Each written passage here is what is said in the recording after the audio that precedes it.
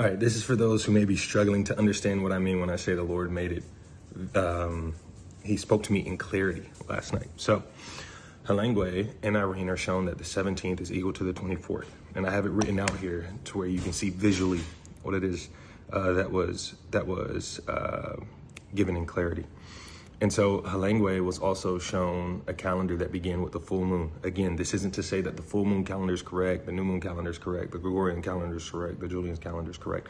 Holly Two Moons was shown that the Lord is using a Rubik's Cube, and this is a Rubik's Cube of calendars. And so he can use the Gregorian, the Julian, the new moon, the full moon in order to put together different pieces of the puzzle, but also the enemy needs to be confused in what's happening. So that way he can get the message to us, but also cause the enemy to do exactly what he did in Jesus' time. Jesus was only crucified because the enemy thought that killing the Son of God would get rid of the Son of God, right? But that's not what happened, right? The enemy was confused by what the Lord did. Even the disciples oftentimes were confused. If you don't believe me, look at the book of Mark when Jesus says that he would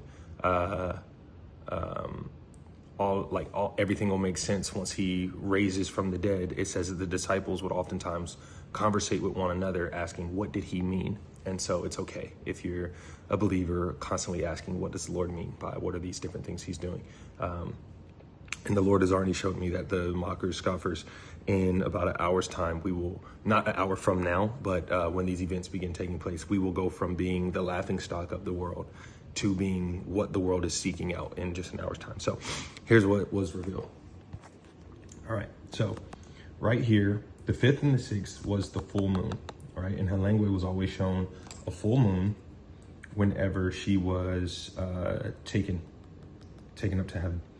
And so day 1, instead of being the 5th and the 6th, right, from sunset to sunset, day 1 would be the 7th and the 8th, okay?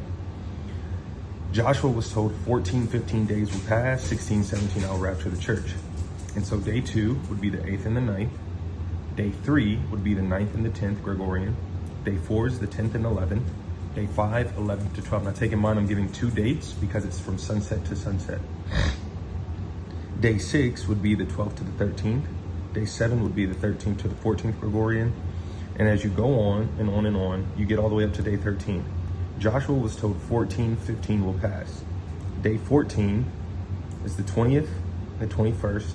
Day 15 is the 21st, 22nd. 16 and 17 is rapture. So we can put a little bracket here because this is the rapture window that was told. 16 is the 23rd, 22nd to the 23rd. 17, 23rd, transition into the 24th. These are the days of the rapture, but for some reason Joshua was told 14, 15 days will pass, which is why I say keep your eyes somewhere here, because for us to be told that these days will pass means that there's a strong chance that something happens in these days for us to be taken on these days. And around this window is when we go from being the most mocked group of people and the most laughed at group of people to the ones that people go, okay, they really knew something.